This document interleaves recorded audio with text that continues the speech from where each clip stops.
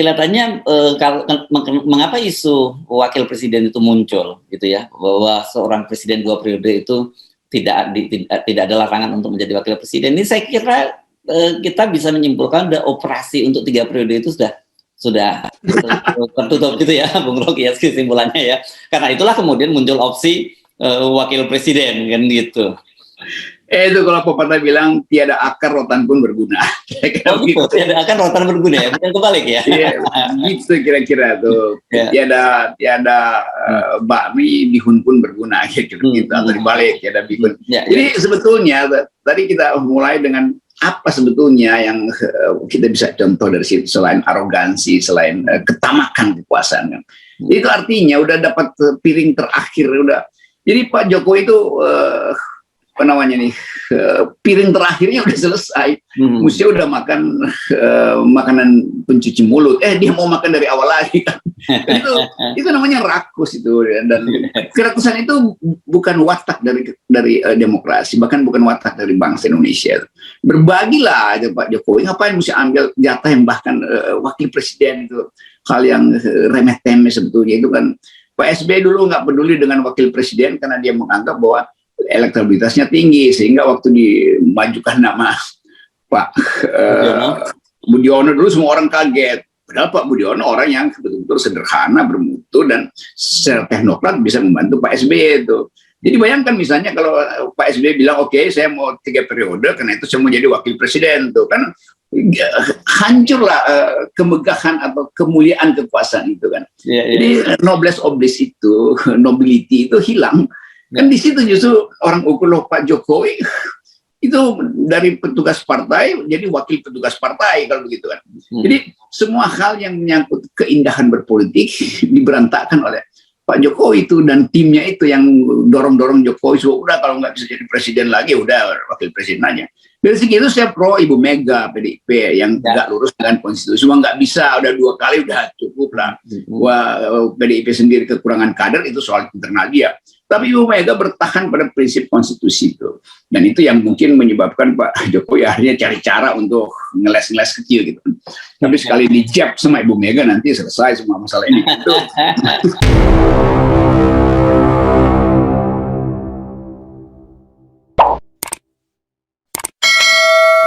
Halo Bung Rocky, ngobrol lagi kita ya. Kita lanjutin ya. Banyak orang yang sekarang mulai dengan serius memperhatikan rencana Pak Jokowi untuk turun kelas gitu ya. Jadi wakil presiden. Tadinya kan sebenarnya kita lihat fenomena bahwa ini cuma ada seorang juru bicara Mahkamah Konstitusi yang ngomong gitu aja atau ditanya wartawan. Tapi kan kita tahu selalu bahwa kita biasa membaca berita di balik berita. Ada apa sih berita itu muncul, dan biasanya memang berita-berita semacam itu atau fenomena kecil semacam ini menuntun kita pada sebuah agenda besar. Kan gitu Bung Rocky. Ya, tetap aja ambisi itu nggak bisa dihentikan, kendati konyol kan. Dari presiden turun jadi wakil presiden. Tinggal kita menduga rencana itu demi apa sebetulnya. Tentu demi rasa aman Pak Jokowi sendiri. Kalau Pak Jokowi menganggap dia udah berprestasi, bahkan dia anggap bahwa di masa saya semua tersedia tuh, ya udah dia turun aja, justru di puncak dia merasa berprestasi kan. Apalagi lembaga survei mengatakan ya dukungan pada Pak Jokowi masih bagus. Itu artinya di prestasi dia didukung. Lain kalau Pak Jokowi merasa bahwa dia nggak berprestasi, karena itu dia mau tambahin prestasinya dengan posisi wakil presiden. Lalu orang bertanya, wapres siapa? Nanti 2024 ada baliho Ganjar dan Jokowi wapresnya itu. Lalu Bjorka ketawa-ketawa Bjorka tuh, atau Puan dan Jokowi, atau Prabowo dan Jokowi kan. Jadi ini penghinaan sebetulnya terhadap yang kita sebut sebagai etika politik gitu. Orang yang pernah masuk dalam jabatan tertinggi harusnya dia merasa bahwa dia harus buatkan kader gitu. Bukan dia sendiri yang jadi kader kan dia udah selesai Pak Jokowi 2 periode udah cukup banget tuh. Kalau ini dijadikan tradisi, lalu kita merasa kok kita nggak ada kader apa, bahkan yang udah kadaluarsa bisa disulap lagi tuh, kadaluarsanya dimundurin kan ini sebenarnya udah kadaluarsa tuh. Jadi sekali lagi itu karena persaingan politik antara Jokowi dan PDIP, maka Pak Jokowi merasa bahwa dia harus terus-menerus ada di dalam pusaran politik. Sementara Ibu Mega merasa bahwa udah tuh tugas partai yang udah nggak bermutu, ya udah nggak usah ikut-ikutan tuh. Kan itu intinya kan. Ya persaingan ini menyebabkan banyak korban, termasuk Suharto Mono Arfa, korban dari persaingan antara Ibu Mega dan Pak Jokowi dengan segala macam analisis kita bisa tentukan itu. Karena perahu KIB sebetulnya dikhawatirkan oleh Ibu Mega kan. Jadi Ibu Mega membocorkan perahu KIB supaya mulai tenggelam. Kira-kira begitu kalau kita bikin. Ini perahu bocor. Jadi kalau orang bilang apa tuh KIB? Koalisi Indonesia bocor. Ya, orang jadi bertanya-tanya ya, bagaimana mungkin ada seorang menteri seperti Suharto Mono Arfa yang sudah membentuk koalisi Indonesia bocor, koalisi Indonesia Bersatu, bukan bocor yang betul tadi ya, bersama dengan PDIP, bersama dengan Golkar dan PAN, dan kita tahu belaka bahwa ini adalah kendaraan yang disiapkan oleh Pak Jokowi, baik untuk Pak Jokowi 3 periode maupun proksi Pak Jokowi. Tiba-tiba kok dalam waktu hitungan jam itu bisa dikeluarkan surat keputusan dari Kumham gitu ya, untuk bawa kepengurusan yang baru kan gitu. Dan kita tahu belaka kan Kumham ini adalah kader PDIP, jadi orang nggak salah dong kalau kemudian berpikir wah ini kelihatannya bagian dari pertempuran antara Pak Jokowi dengan Bu Mega, mulai diporak-porandakan ini KIB gitu oleh Ibu Mega gitu. Itu tadi clue-nya di situ tuh. Jadi kan orang bertanya ini apa internal P3 atau segala macam. Tapi begitu akhirnya Pak Yasona Menteri mengeluarkan keputusan, langsung kita tahu bahwa ini sebetulnya keputusannya udah dibuat duluan tuh. Lain kalau misalnya Menteri Hukum dan HAM itu menganggap oke, itu kita masih nunggu penyelesaian di internal, mungkin ada hak jawab atau hak protes, veto dari DPC, itu mesti kita hormati dulu tuh. Tetapi tentu dianggap, mungkin Ibu Mega bilang cepet, jangan sampai terjadi second opinion tuh, ada second thought di dalam P3. Lalu Suharto balik lagi ke situ. Lalu Suharto dipaksa untuk langsung mendeklarasikan Ganjar karena perintah Jokowi, mumpung ada momentum. Ini kejar-kejaran momentum sebetulnya. Jadi kita bisa simpulkan bahwa memang ada kepentingan PDIP untuk menggusur Suharto Mono Arfa di dalam persaingan politik itu. Dan itu tadi clue-nya adalah begitu cepatnya keputusan disahkan oleh menteri yang adalah PDIP. Jadi ini juga all the PDIP minister. Oke, Pak Suharto Mono Arfa kan kemarin kalau tidak salah ya, kemarin lusa sudah ketemu dengan Pak Jokowi setelah dia pulang dari luar negeri, terus kemudian bertemu dengan Pak Jokowi, dan dia kabarnya, saya informasinya dengar, dia dia menanyakan apa yang terjadi, dan katanya menurut versi yang saya dengar, ini perlu dikonfirmasi ya kalau Anda punya komentar, Pak Jokowi ngaku juga terkejut gitu, kok cepat sekali itu keputusan, surat keputusan itu. Ini kan jadi menarik kalau betul informasinya seperti itu. Saya kira betul, kalau kan Pak Jokowi merasa ya memang ada problem mungkinlah internal P3, tapi kan Pak Jokowi nggak mungkin, walaupun Yasona itu menteri dia, kan orang tahu tuh Yasona itu hanya bisa tunduk dalam hierarki kepartaian PDIP, jadi Ibu Mega yang mengendalikan menteri kehakiman kan. Jadi itu intinya ya. Karena kalau Pak Jokowi agak mesem-mesem itu dan merasa terkejut, ya panggil menterinya, tanya aja kenapa ya tiba-tiba dikeluarkan, kenapa nggak ada proses pengadilan dulu atau hak dari Suharto Mono Arfa yang pada waktu itu juga nggak hadir di situ tuh. Jadi seharusnya Pak Jokowi itu bertanya pada menterinya tuh. Tapi tentu kalau bertanya pada menterinya, Pak Jokowi atau nggak mungkin dia bertanya, Wong udah pasti Ibu Mega udah putuskan. Jadi tetap polarisasi ini Jokowi versus Megawati itu yang jadi biang dari kekacauan pelembagaan politik sebetulnya. Dan tentu Pak Suharto Mono Arfa juga menganggap ya memang dia mengerti bahwa dia pasti akan disingkirkan di situ tuh. Lalu orang hubungkan dengan ya ada soal-soal lain privat, kan enggak, itu sebumbu-bumbu aja tuh. Tapi tetap bagi PDIP KIB ini adalah musuh dalam selimut kira-kira. Dan dalam hal ini saya kira untuk isu 3 periode ini kita mesti sepakat dengan Ibu Megawati ya, yang berdiri kokoh tidak lepas dari agendanya ya. Kalau begitu kita nggak concern pada agenda tapi kita concern pada kita taat secara demokrasi dan konstitusi kan gitu. Ini kan kelihatannya mengapa isu wakil presiden itu muncul gitu ya, bahwa seorang presiden 2 periode itu tidak ada larangan untuk menjadi wakil presiden. Ini saya kira kita bisa menyimpulkan ada operasi untuk 3 periode itu sudah tertutup gitu ya, Bung Rocky ya, kesimpulannya ya. Karena itulah kemudian muncul opsi wakil presiden kan gitu. Itu kalau pepatah bilang tiada akar rotan pun berguna. Gitu. Tiada akar rotan berguna ya, bukan kebalik ya. Iya, gitu kira-kira tuh. Tiada bakmi bihun pun berguna gitu, atau dibalik tiada bihun. Jadi sebetulnya tadi kita mulai dengan apa sebetulnya yang kita bisa contoh dari situ selain arogansi, selain ketamakan kekuasaan kan. Itu artinya udah dapat piring terakhir udah. Jadi Pak Jokowi itu apa namanya nih, piring terakhirnya udah selesai, mestinya udah makan makanan pencuci mulut, dia mau makan dari awal lagi kan. itu namanya rakus itu, dan kerakusan itu bukan watak dari demokrasi, bahkan bukan watak dari bangsa Indonesia.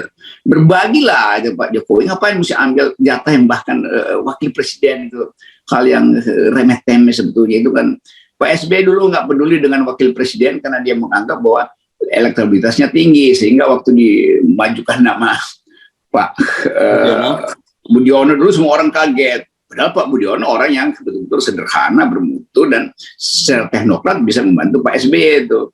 Jadi bayangkan misalnya kalau Pak SBY bilang oke, saya mau 3 periode karena itu saya mau jadi wakil presiden tuh kan, hancurlah kemegahan atau kemuliaan kekuasaan itu kan. Jadi noblesse oblige itu, nobility itu hilang.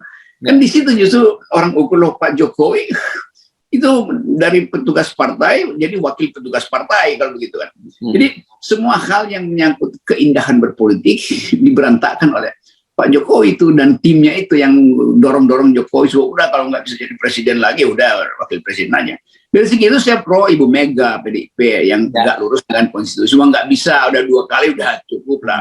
Wah, PDIP sendiri kekurangan kader itu soal internal dia. Tapi Ibu Mega bertahan pada prinsip konstitusi itu. Dan itu yang mungkin menyebabkan Pak Jokowi akhirnya cari cara untuk ngeles-ngeles kecil gitu. Tapi sekali dijab sama Ibu Mega nanti selesai semua masalah ini. Pak Jokowi kelihatannya perlu belajar dengan dari Putin ya, yang dari presiden jadi perdana menteri, balik lagi presiden gitu. Tapi perdana menteri ya, bukan wakil presiden kan. Atau kalau mau ya belajar yang lebih canggih lagi dari Erdogan gitu ya, yang diubah ini konstitusi diubah gitu.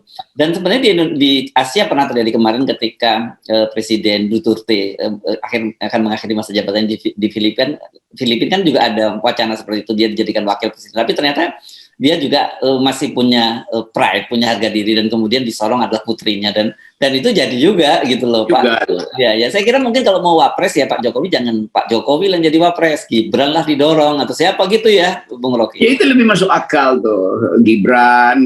Kan Gibran berhak, dia udah punya reputasi politik. Kalau itu mah ya kalau itu orang merasa oke, ternyata Pak Jokowi mempersiapkan dinastinya, nggak ada soal, walaupun itu ada kronisme, tapi lebih baik daripada, bayangkan misalnya kalau Pak Jokowi jadi wakil presiden, itu istilahnya bukan lagi KKN, tapi kakak gitu, kolusi. Jadi semangat kita untuk membersihkan sebut aja kekotoran karat-karat politik ini justru ditambah makin berkarat oleh presiden kan. Kan kita ingin lihat 2024 ada persaingan orang-orang baru gitu, mungkin Pak Andika setelah selesai jadi Panglima dilirik oleh Partai Putih karena dia punya reputasi itu, dan ada Anies Baswedan di situ yang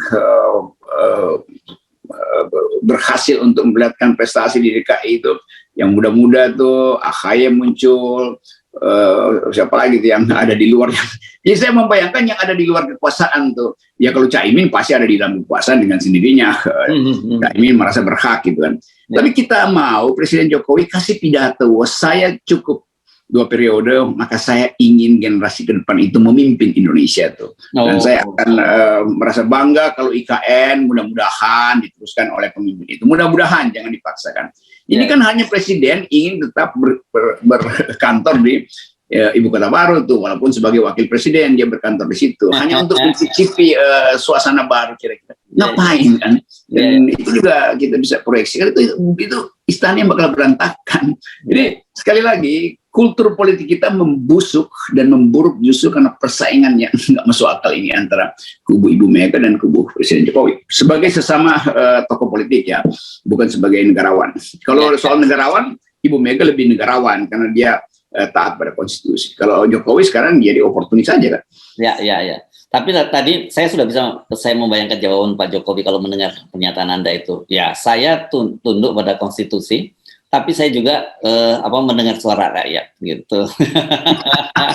Itu apa namanya istilah-istilah semacam itu ya orang udah bosan lah dengar. Ada gium yang di dalam dirinya agak konflik, kan tunduk pada konstitusi tapi mendengar suara rakyat. Loh, suara rakyat itu yang ada di konstitusi, nggak usah diputar-putar. Kan itu intinya tuh. Ya. Oke. Tapi sekali lagi kita bebas ngomong karena kata Pak Jokowi lagi. Nah, ini saya kutip lagi Pak Jokowi karena kita negara demokrasi. Jadi kita juga bebas ngomong soal ini kepada Pak Jokowi. Awalnya nggak boleh protes, orang 3 periode aja boleh. Masa kita ngomongin tidak boleh jadi wakil presiden juga nggak boleh kan gitu. Ya, jadi nggak ada kemajuan ya. Narasi Pak Jokowi itu aja diputer-puter dan akhirnya menjerat diri dia sendiri itu. Karena Pak Jokowi memang tidak paham demokrasi lah. Saya mau katakan jujur itu. Saya bisa terangkan di depan publik atau di depan kabinet bahwa Pak Jokowi memang tidak paham demokrasi itu. Bukan kita menghina. Ya memang faktanya begitu. Beliau tidak paham. Jadi mau diapain? Jadi udah kita anggap bahwa itu pelajaran bagi bangsa ini untuk memilih orang yang atau salah memilih orang itu.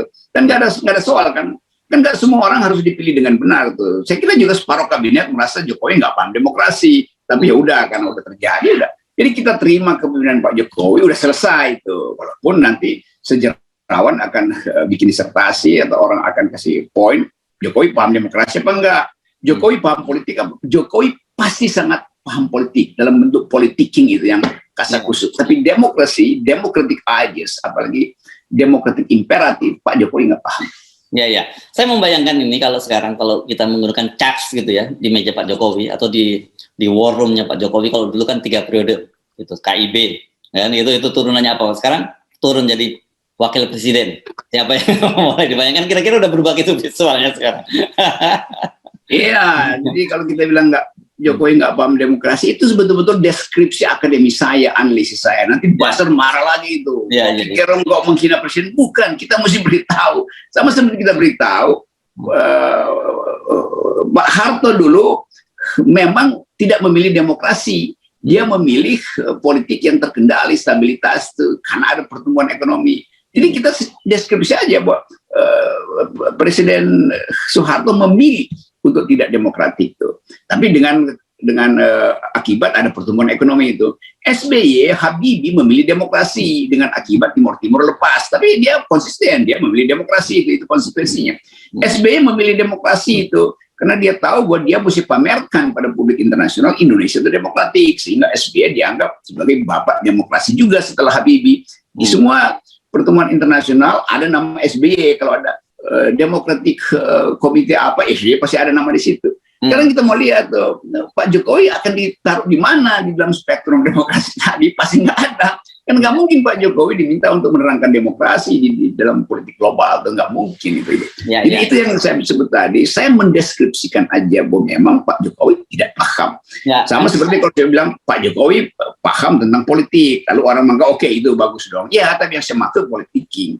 Jadi bahasa-bahasa ini tolong perhatikan, saya hanya mendeskripsikan, bukan memberikan. Tapi Anda nggak perlu khawatir, karena dalam beberapa pekan ini setidaknya para buzzer itu sedang sibuk karena kasus penghinaan terhadap terhadap Ustazah NU dari Lirboyo itu. Jadi sekarang mereka sedang itu urusan internal mereka lah itu. Saya campur-campur itu. Kalau kayak teman para Ganjaris itu kan.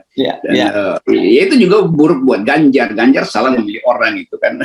Kalau saya kritik Ganjar itu dalam kondisi untuk menerangkan keadaan demokrasi kita tuh. Kadang-kadang saya anggap Ganjar betul-betul harus berhak untuk mencalonkan diri itu, jangan diganjal-ganjal oleh PDIP itu soal internal. Tapi dalam soal lain juga saya menganggap Ganjar tidak paham tentang etika lingkungan. Karena itu demokrasi dunia sekarang menuntut seseorang mau jadi pemimpin, dia mesti do speak environmental ethics. Sementara ada wadas yang nggak bisa dia selesaikan tuh. Masih ada IKTP, semua itu ada deskripsi aja tuh. Jadi kalau saya ketemu Ganjar, saya pasti bicara hal yang sama.